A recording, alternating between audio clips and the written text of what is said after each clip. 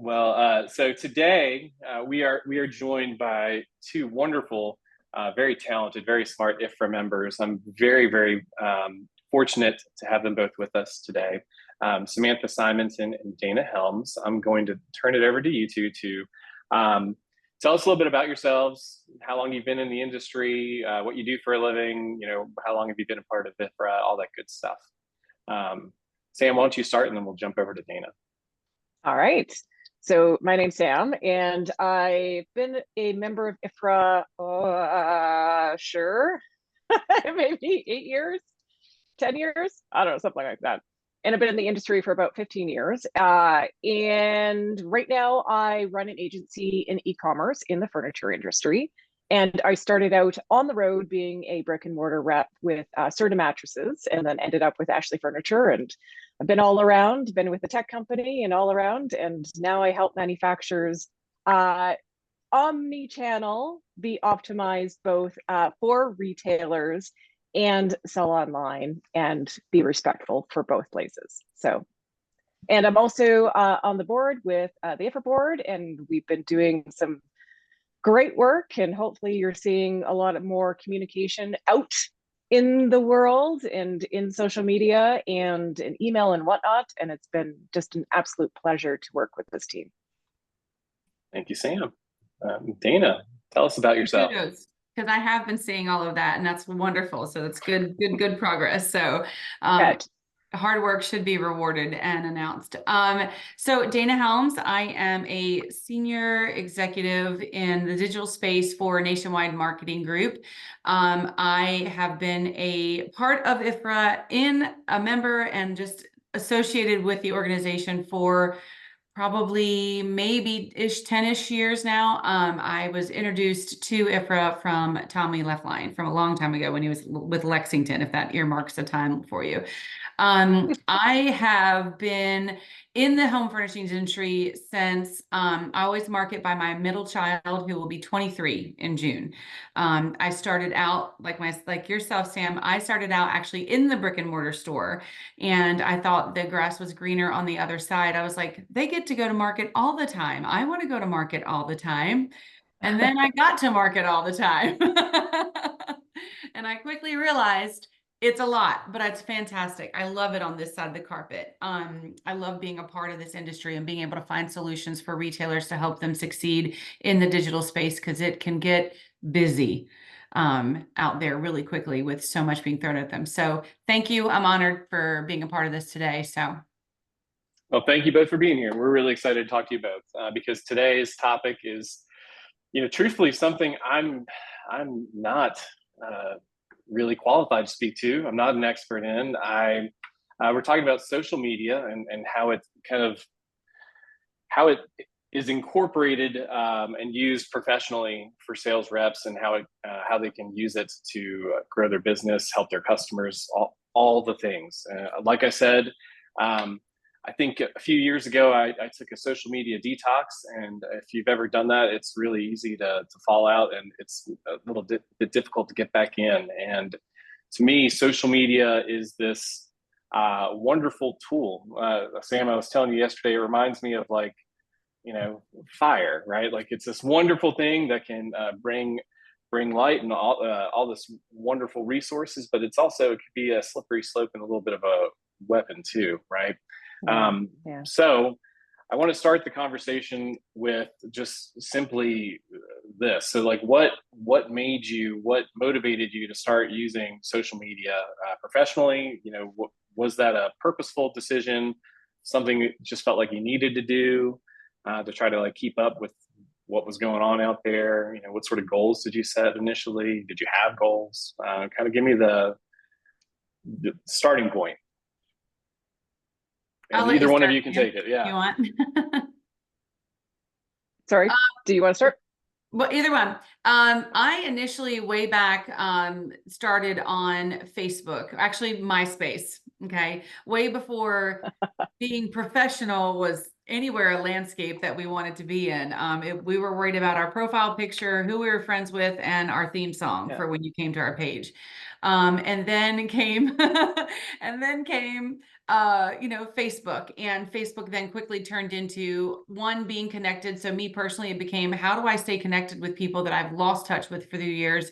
And then it just trickled down like, oh, I can talk to people in my industry and we can form conversations. Twitter was one of the very first things that I actually got on, that was made from the space, from MySpace to Twitter. And then I kind of made the leap to Facebook, and then it just kind of became a waterfall, so to speak, of like what's new and what's on social and what's a new thing that we can get on.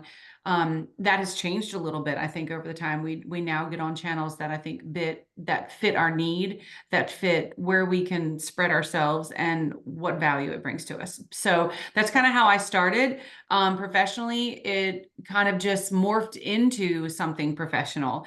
One, you just started doing, minding your P's and Q's online, staying respectful, doing the same things that you go when you go to dinners with friends, or you go to family functions. You don't talk about a specific topic of things. And if you do, you just be open-minded and respectful. Where it became business-like, we just started formulating those conversations online and having conversations. What's everyone doing for dinner? And then it kind of speaks off, to this, recommendations for this. And then I think it became a tool because we realized that people were having conversations and open conversations online. And then we're like, hey, we could leverage this. Sam, how about you? Yeah. I dove into it when I was in the retailers, and I really realized that they had their head in the sand. And the first thing that I really dove into was Google My Business. And I look at social media as a form of communication, and you really want to represent who you are in the core as a brand out online. And so that needed to merge. So for me, it started with Google My Business. And it was literally like, hey guys, it's out there. You have to control your own voice, and what's being represented, you need to control. And those who took, were willing to take their head out of the sand and have that conversation, they're like, just sell me some furniture. And I was like, no, we were at market. You already picked it. Now we're talking about marketing and that communication style. And then it became, hey, how do we leverage the consumer base that you already have? I can create a look-alike customer base for you on Facebook ads before it was Meta, and say, we can advertise to those customers in this geolocation.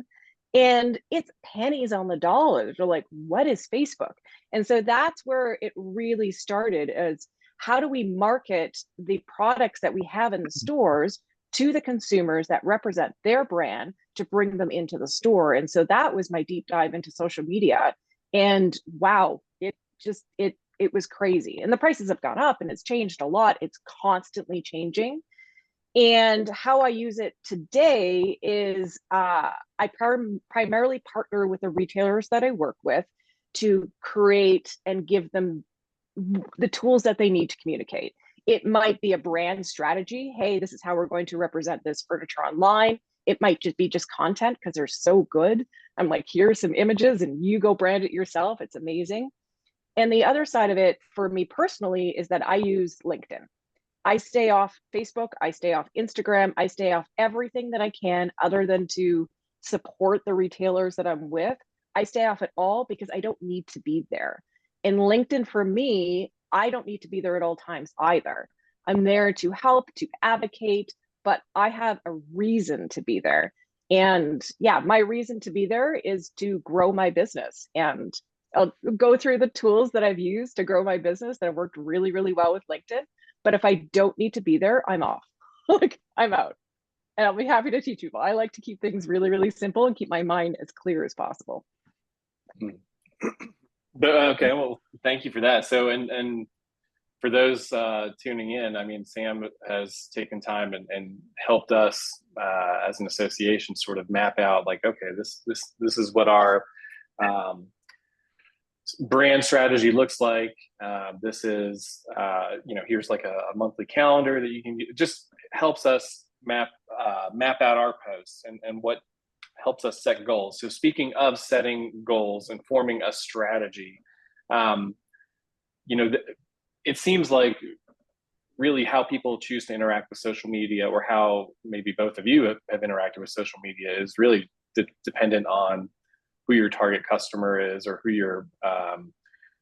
who you're going to try to interact with. But so when you're looking at all this and you're looking at building out your strategy, whether it be for a post or just kind of how you present yourself online, what sort of goals do you set?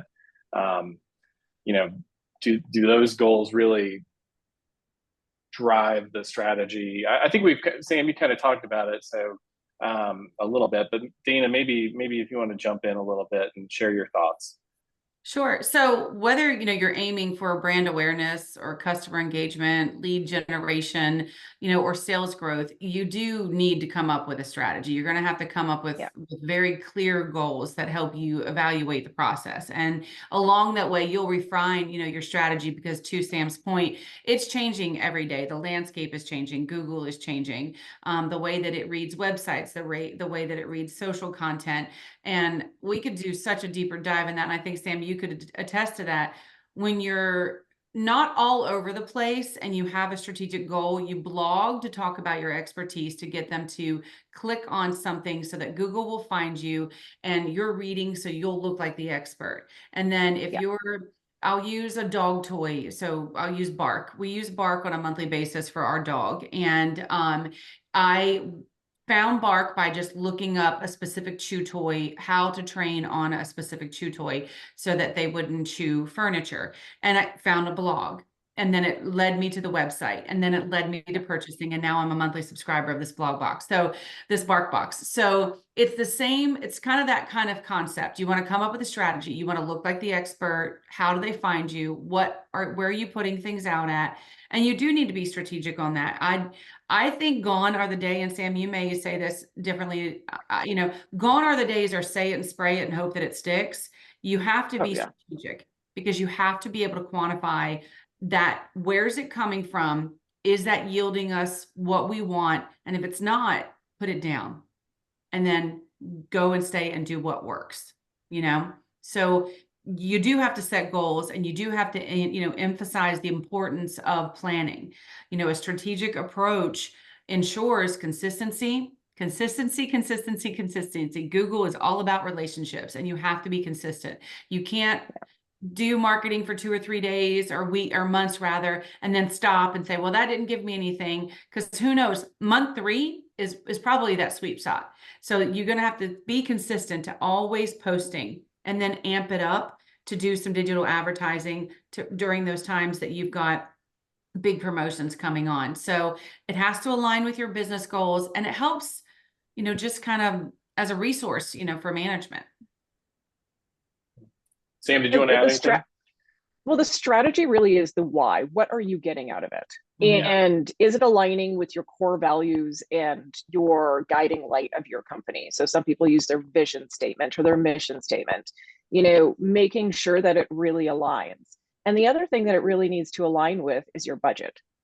And, retailers and, online, we all need to be really clear of what is the intention here. Why are we doing this? What is the return on investment? And sometimes it's just brand awareness. You invest 4 to 5% of your wholesale cost into brand awareness. That's okay. You're not actually expecting sales off of that. Or are you expecting sales off of that? Are you expecting, a 10x return on your 4% spend? And so really first clarifying that why you're doing it. Why are you supposed to be there?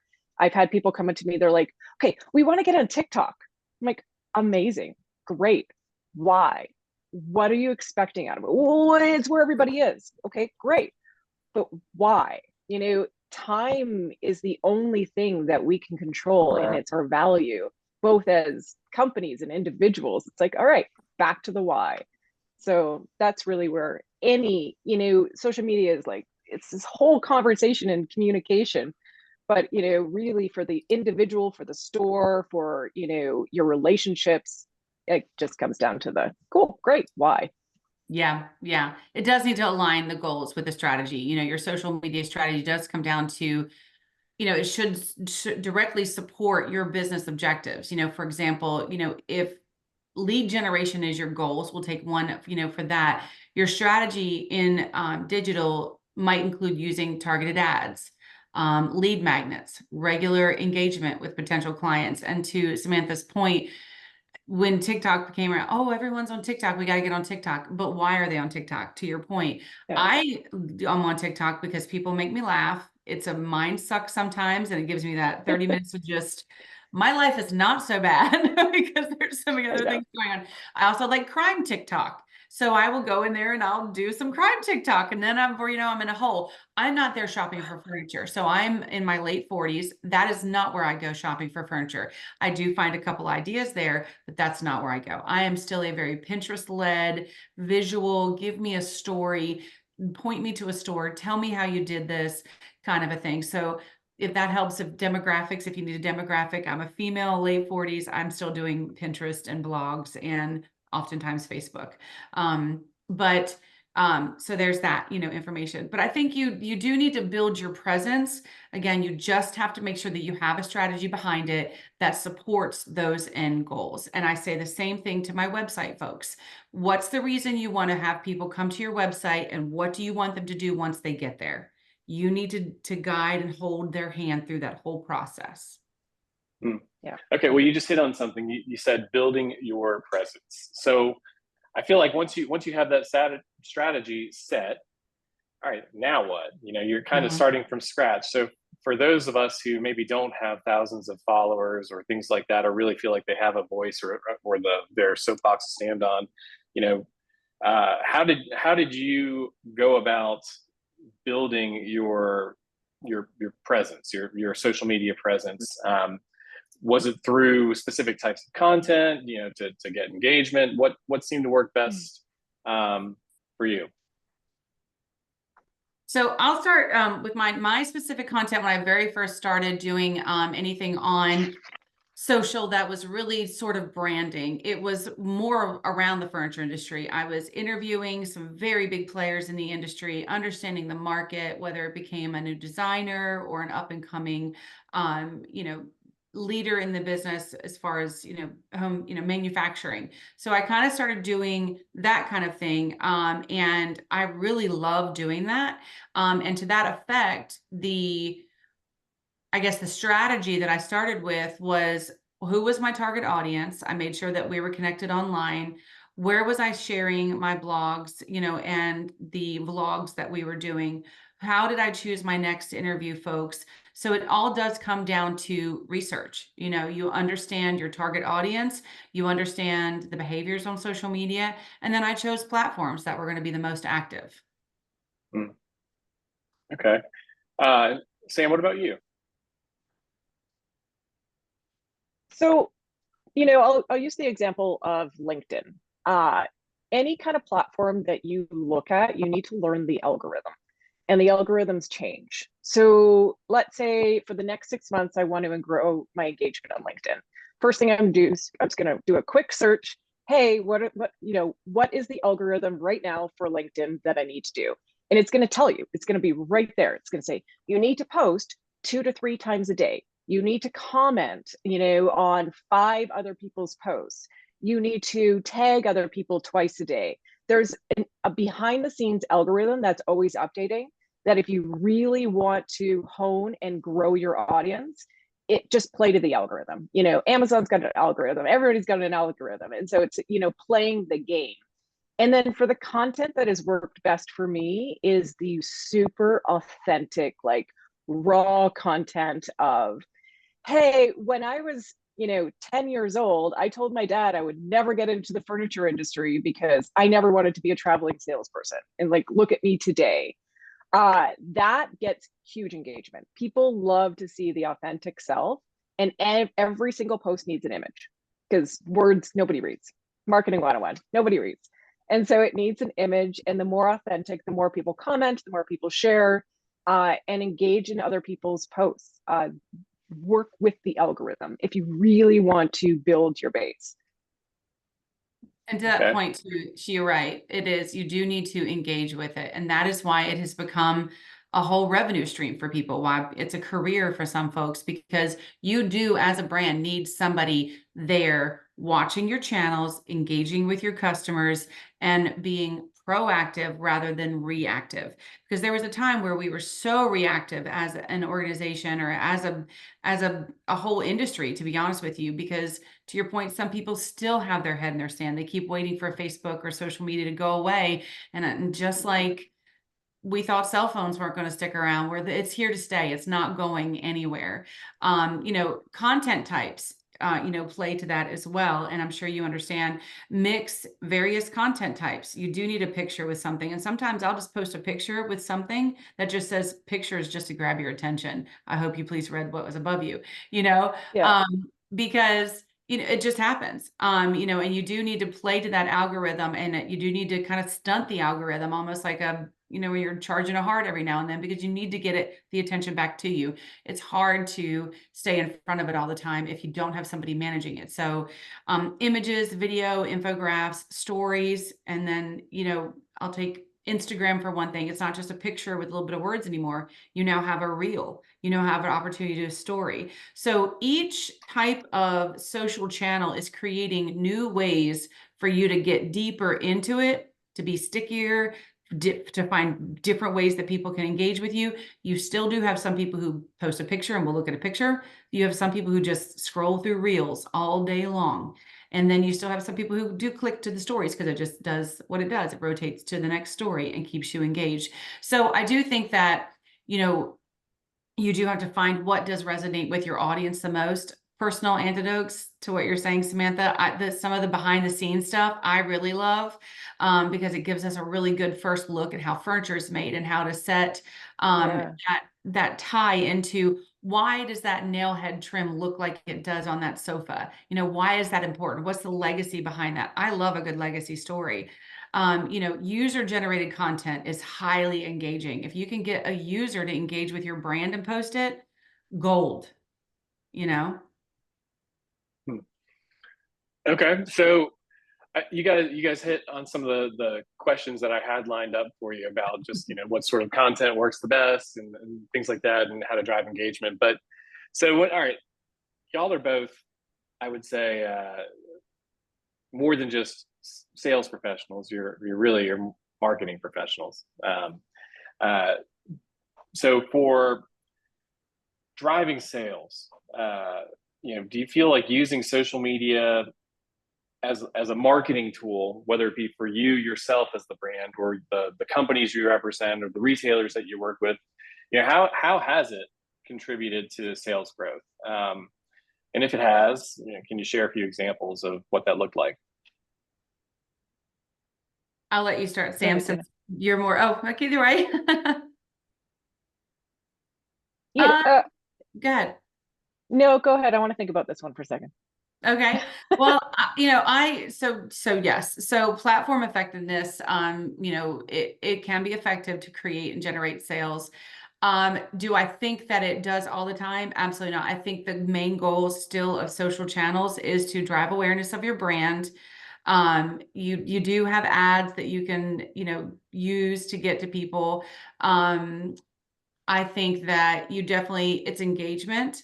It's a way to pull and continue or start the conversation to bring them. If we're thinking about a brick and mortar, if we want them to come to our website, you still need to have a social presence. So they'll go to the e-commerce site and purchase. And then when they get there, you have to make sure that that is very easy, again, just kind of holding their hand through the process. But I think every platform offers different reasons why they work. Instagram is visual content, and until a couple of years ago, it was just that. It was just visual content.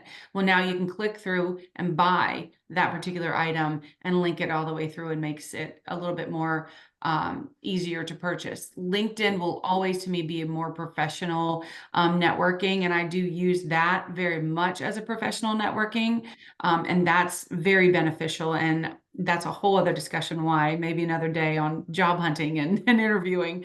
But I think what you need to really look at is discuss engagement rates. Audience demographics are huge, and the content performance on those platforms really determine, I think, what your ROI is. I think today people used to say, okay, I ran an ad and we sold 3 rugs. That was 2 more than last month. It could have been because of the ad. You never know.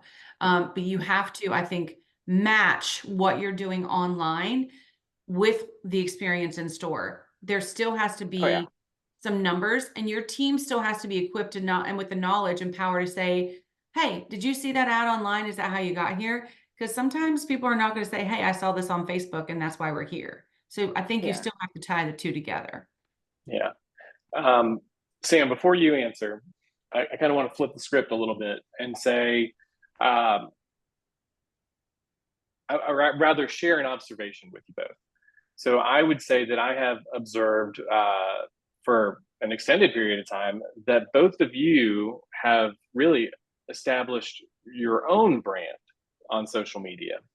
And I think when I asked the question about driving sales or sales opportunities, yes, it could certainly be tangible products, that you're helping sell on behalf of XYZ brand or, for a retail customer. But do you feel like having taken the time to really establish yourself and your own brand and brand identity has led to new sales opportunities for you, whether it be an opportunity to represent this factory over here because they found you on social media and they felt like you were an industry authority or a subject matter expert and they said, oh, I want some of that.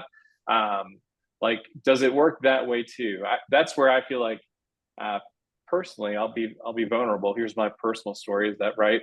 Like Dana, like you talked about, is that I've not done a good job of establishing my own brand or brand identity, but where you guys have, if I see Dana, I see the coffee mug. Sam's always going to be sharing some cool stats about e-com or the industry. So you guys take a different approach, but it seems like I always circle back to y'all and the content that you post because you are a brand that I've come to know and trust. So do you feel like it works that way too? Well, before I go there, and I'll go back to, sales and marketing. Sales and marketing for me are the same thing. Like who are we trying to sell? And it really comes down to creating an emotion. So when I sit down with a retailer and we're looking at the marketing strategy on how to sell the products that we are representing, I'm going to look for something that's going to create an emotion. So is it a lifestyle emotion? Is it, going to be a little risque for them? Maybe, it's like, we don't deal with modern furniture. And I was like, oh, but maybe your customers are looking for that you've already established your brand. They trust you, you're multi-generational. Let's see where we can create some excitement. So I'm looking for something that's going to create an emotion reaction. And it could be through image, it could be both image and content. How are we going to engage there? And I think it ties into even, the LinkedIn strategy in creating a brand. I create a brand pillar for whatever I do. What's my reasoning for being here? And my reasoning for being on LinkedIn and doing posts, and I completely automate them, by the way. I will write them all in one day and I will automate it for the whole month. Like, I do not want to be managing this thing.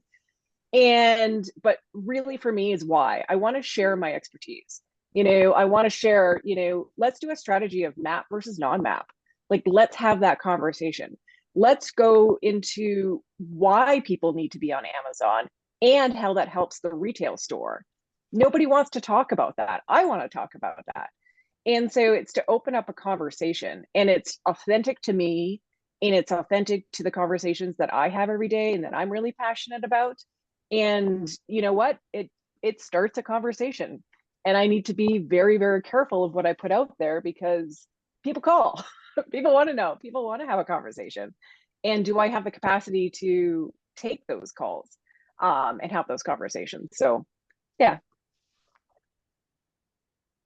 Yeah, I will say to your point now, adding on to what you're saying, yes, it kind of just happened over so many years. You do formulate a brand online, some brand awareness of self. And who knew that I would be a brand one day? I'm just a person, you know what I mean?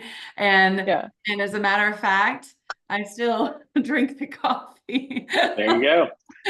There's always a mug. Yes, you're right.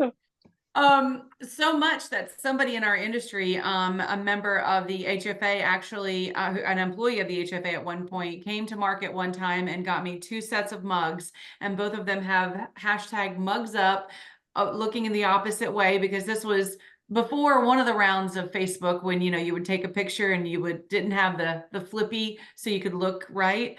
It would read backwards. Everything would read backwards. So he got it written backwards, mugs up, so it would read the right way when I was doing a vlog. So he said, because you're going to be the Kelly Ripa of our industry. And I was like, I Oh, appreciate that. that's adorable. It was adorable. So I think it kind of authentically just kind of, talked itself into that, or kind of brought itself into that. So social media is wild. Technology is wild. Google is a very deep, space as well. But I think helping retailers, manufacturers, vendors, helping folks in this industry understand that they need to be on there and they need to be proactive and they need to come up with a plan. It's just like when you're setting SMART goals for your team members, when you're setting SMART goals, goals should be specific, measurable, achievable, relevant, and time bound. What is our goals? And so when you set those out for your goals, the same goals that you set for your team are the same goals you should set for your business when you're doing things online. And I think on the manufacturer standpoint, we really need to have the conversation. What tools do we need to be out in the field to be partners with whatever retailers we're working with? And really, that comes down to, I have this debate, I feel like every single day. It's like, what images do I really need? And I was like, you need lifestyle images. You need really good cross-promotional lifestyle images that you can use for the accent pillow and the sofa and the console, for heaven's sakes, the plant and like the paint. You need something that's going to create an emotion. And if they need any evidence, I mean, Pinterest 101, but really the manufacturers we need to educate them on giving the tools so that we can help really get in front of the consumers and create that emotion. And staying on top of trends, and not just trends that are like trends that are coming and then trends that are going like super fast. I think there needs to be kind of you need to compartmentalize. So you do need to talk about trends and what's trending now, and then get in front of that and craft content around those trends. But you also need to speak to the folks who are not for the trendy things, the folks who are saying, I buy a product because I want to use this product until it no longer serves a purpose in my home. So you have to still speak to that. So I think there are definitely, you could say, compartmentalize their levels of people that you're going to talk to when you are pushing out your marketing and digital advertising and social media. We haven't even talked about digital advertising really, but just social media. You've got to be multifaceted. You cannot speak to just one specific target and expect the others to get it. All right, you guys have dropped so much truth on us today, and I really I really want to give everyone else an opportunity to, because that's the whole point of these lead and learns, right? So I want to ask questions, but I want it to be an open discussion. And I think there are plenty of folks on this call that either have questions, have comments, have best practices to share. But before we jump into that, what advice, like what little nugget of wisdom would you like to share, or tips that you'd like to share for our members, different members, or just industry professionals who want to leverage social media to either grow their own brand, establish themselves on there, grow the businesses that they work with? What sort of tips would you give them? I think you've given a lot already, but put a nice little bow on it. Wrap it up for us. For me, it's just define your why. Why are you there? I could be on TikTok every day creating content, but is that driving my personal needs? Why am I there? And what value am I bringing to the world by being there? And I've got a lot of really cool questions, and I'm really curious, and I've gained a really great knowledge base that's growing every single day. And for me, is I want to share that, and I want to learn from others, and that narrows my channels, and I love that. It's a communication portal for why I'm there. So that's mine. Thank I you. love that. I love that philosophical search on why you choose a channel. I like that approach. So Anna, I've got a couple. So be authentic. I did write down a few earlier. So be authentic, up to Sam's point earlier. Build trust by sharing genuine content, engaging authentically with your audience. I think there is definitely a murky area where people get into and paint this facade that lives are a certain way and things are going so fantastical all the time. And that may be a little too personal, but it's not. It's gritty. It's ugly. Business is gritty and ugly. Work is gritty and ugly. Life is gritty and ugly. And I think as long as we are authentic, to a point that where you're comfortable, then you should be able to share that. There definitely needs to be a little bit of self-awareness online as well, with your brand, with your business, with your personal, especially if you have a brand and a business and then you share personally. You have to really make sure you carve out a space for yourself, but guard that, probably more specific, because you don't want to I'm a huge Eagles fan. So if you've seen anything in the news today that, Jason Kelsey and his wife couldn't even go to dinner because some lady in New Jersey, darn you, New Jersey, got in their faces and said, "Can we take a picture?" And she politely said no, but that lady did not like a no. And so she stood her business and stood her ground. And she said, "I'm sorry, we're just not going to do this." But the lady just was not very nice.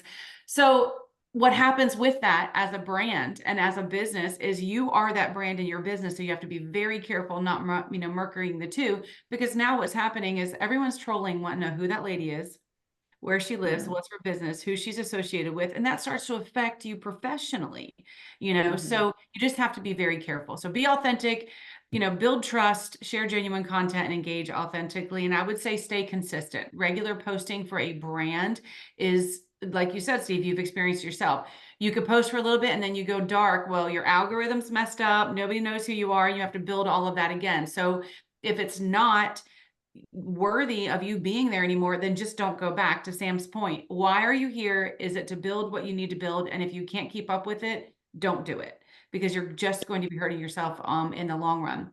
Keep your audience engaged, and then build a loyal following. And that's where a business may need some help with someone doing that for them. And then monitor and adapt. We do it all the time in the e-commerce omni-channel realm. You have to monitor it and adapt it. What's working, what's not working. Continuously analyzing your social media performance and be willing to adjust the strategies based on what's working and what doesn't. It's the same with advertising and hashtags and code words and SEO and things like that. We're always having to pivot and change the way things that work. And sometimes you trickle in a little thing and see if it does work, and you monitor it. And if it doesn't, you move on. So I would say be authentic, stay consistent, monitor, and adapt. Right. Perfect. All right. So first and foremost, thank you again for sharing so much with us. I really, really, truly learned way more than I thought I would today. But I'm a lost cause sometimes with social. I definitely want to give everyone that jumped in an opportunity to ask questions and just have a discussion. So if there's anyone that is on that would like to ask Sam or Dana or both a question, feel free to jump in. Or if you have a best practice yourself to share, now's the time. We got a thumbs up from Harvey. I think he's still hurt by that New Jersey comment. Probably. You're on mute, Harvey. You're on mute.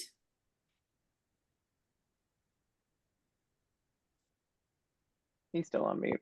Welcome to Zoom. Let me see if I can unmute him.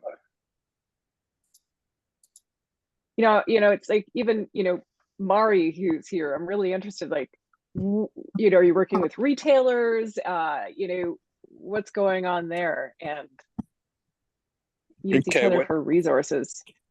Yeah, hey, so I'm pretty active on LinkedIn myself. I pretty much don't really direct it towards business, although the people that I follow are involved in the same causes and interests that I am. So whether it is the furniture industry, from designer to manufacturer, the people that I like, I tend to follow. If I don't like them, I tend not to follow. So that, and of course, that has a lot to do today with politics. But one of the things that you had mentioned is about automating your future posts. How do you go about doing that? On LinkedIn, you can do it in their platform. And you put up the post, and then just before you're going to say, hey, make it live, there's a little there's a little icon. It says, yeah, it says like post later or something like that. Yeah, Schedule post for later. And then, yeah, you just schedule it for later. All right. So, but that's in the premium packages. Am I right or wrong? No, it's basic. Basic. Oh, okay. So I'll just look under platform. Yep. So when you're posting on it, you're typing in your comments. I just pulled it up so I could see it just to make sure I call it. Looks like a little clock. Yes. Thank you. And you just schedule it. I use an evergreen sheet as well myself. And anytime I use notes in my phone. So anytime I think of something, I use notes, and I will put, a future blog post, or I'll put a topic for the vlog when I'm doing a video, or I'll just voice text it, script it. My husband absolutely hates it. I'll voice text so much in my phone, and I create an evergreen note. And so when I'm done at my desk and I'm sitting at the beginning of the month or the week, I'm just copy, paste, and I just hit that timer, that clock, and I schedule it for every other day. Yeah. Yeah, that's great. Okay. Do you post it all on weekends or only Monday through Friday? Personal social channels, you will see me on the weekends. I do post on the weekends on my LinkedIn, because I do know that's where my other business professional friends are also on the weekends trying to catch up. And TBH, that's how I got the job that I have now. I happened to pick up a book after a very tumultuous week, and I think I talked to Steve. I think I talked to you twice that week. I ended up picking up a book, and then I could not wait to share about that book and a new life change that was happening on a Saturday. And you would be amazed at the number of people who were messaging me and how blessed I felt by Sunday morning, because the next week was looking a little grim. Things have been pretty grim in sales in our industry. Yeah. Certainly for the past 5-6 months for sure. So so everything I think you guys are doing are really spot on. You guys are really sharp, and I really appreciate it personally. Thank you. So your accomplishments are well done. I've been in the industry for a long time, as Steve knows.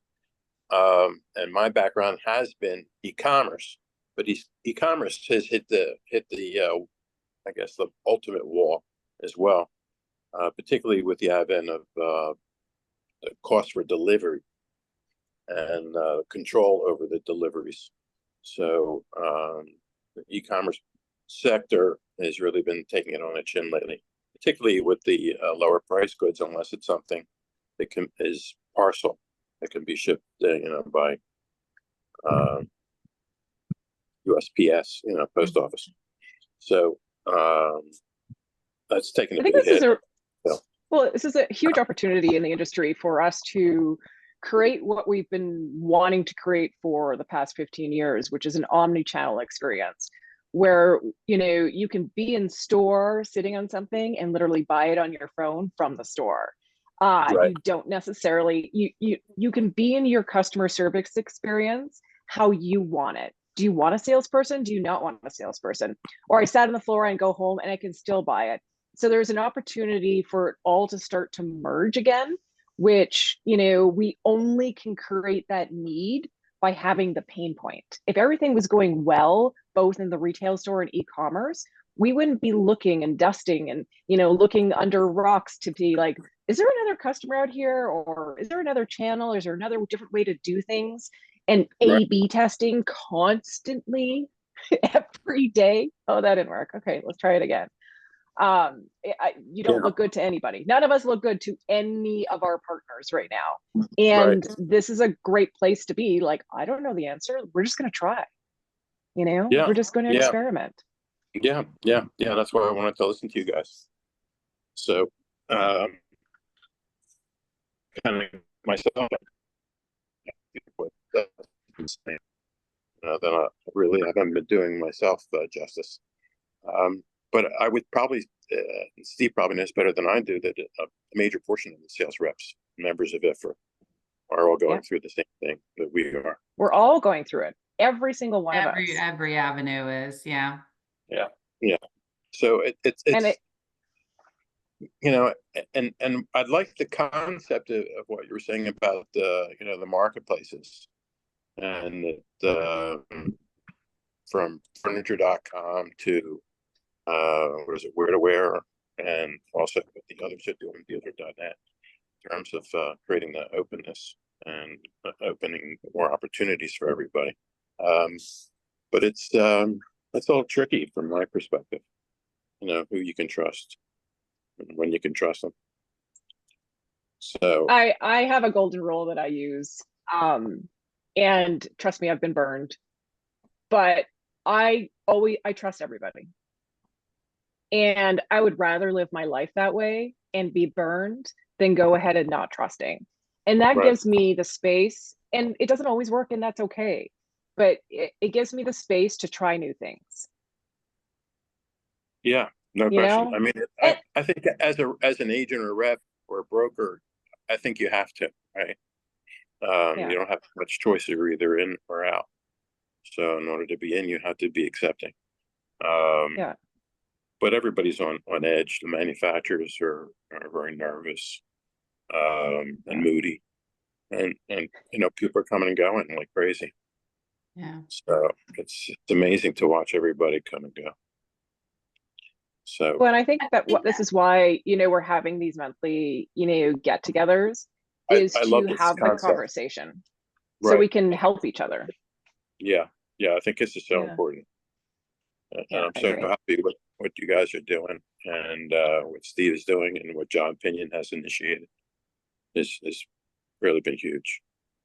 So well, it's definitely a team effort.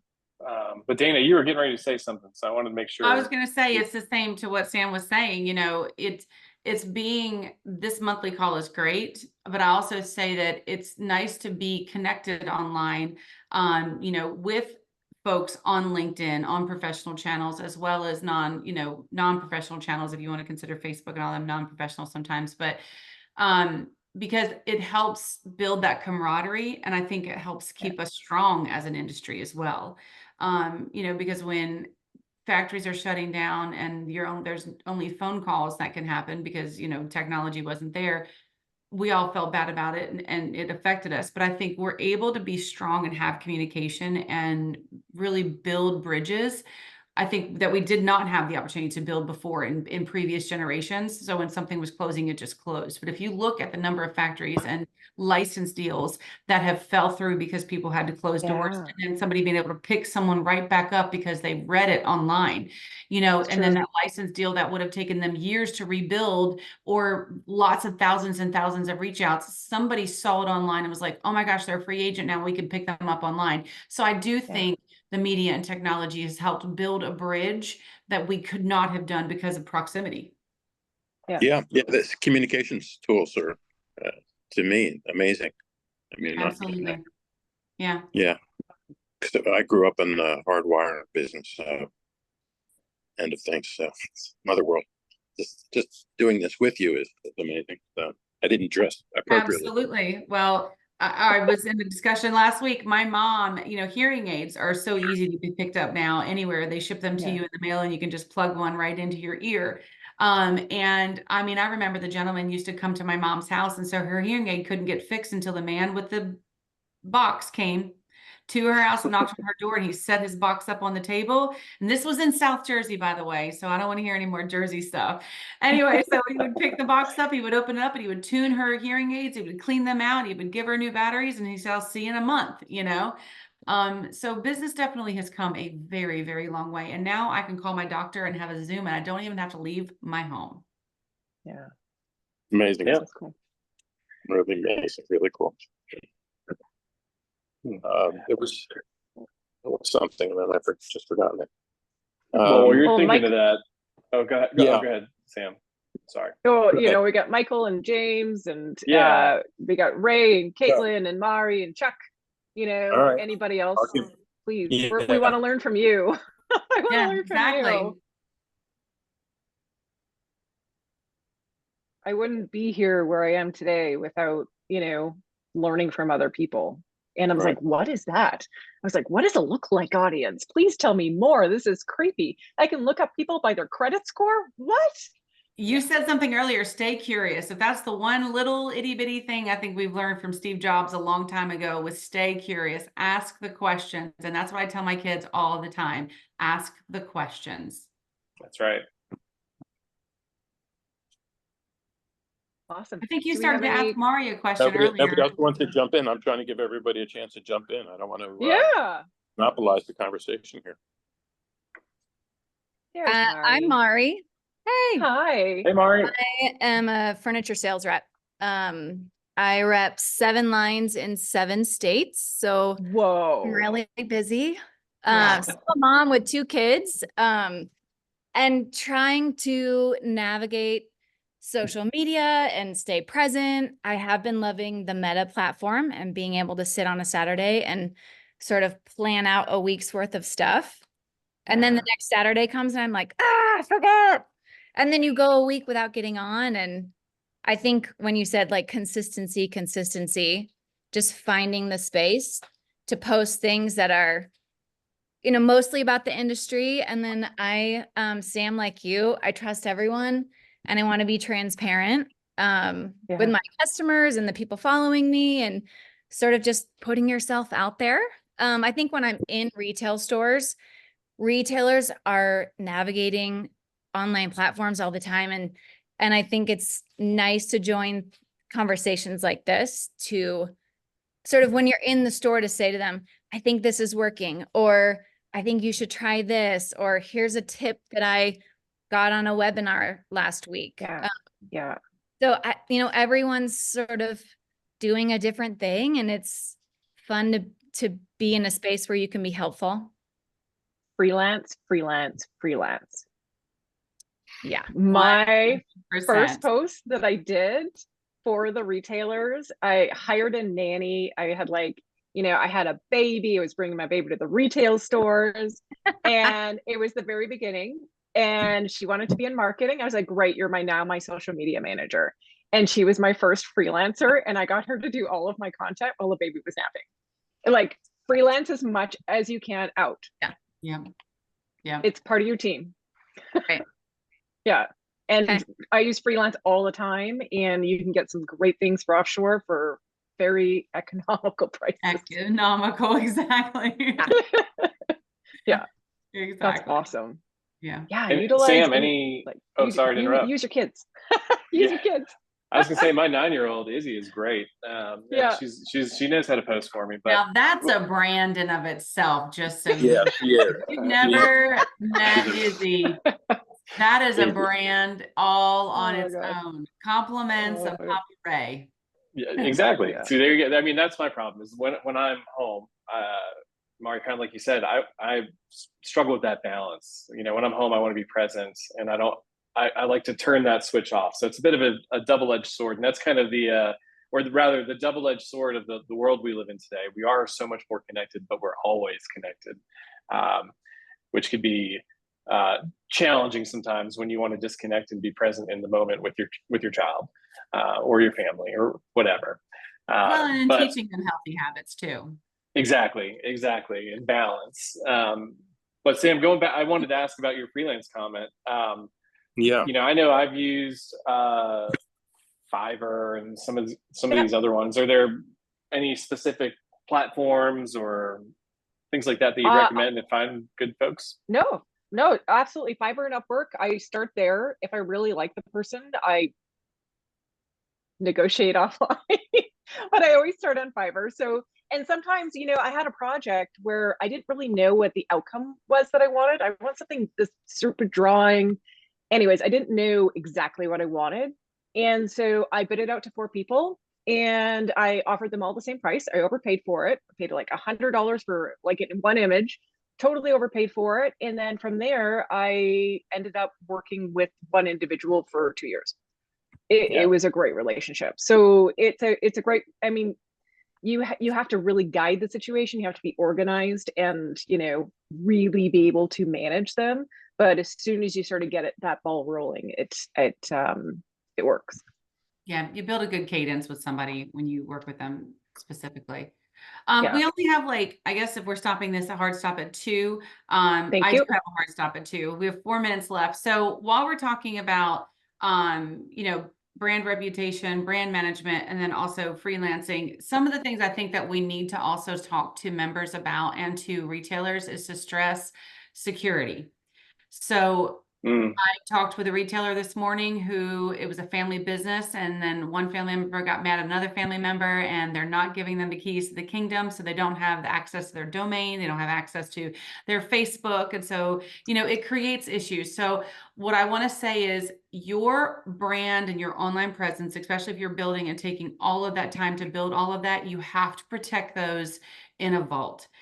Make sure that you trust the people that you're working with. And I know that's hard, but you've got to make sure that you have what I like to call the Mack truck concept. If I was to get hit by a truck today, my husband still has to pick up and keep doing all the things. People have got to get to baseball practice. Dinners still need to be made, you know, things like that. So what is your Mack truck policy?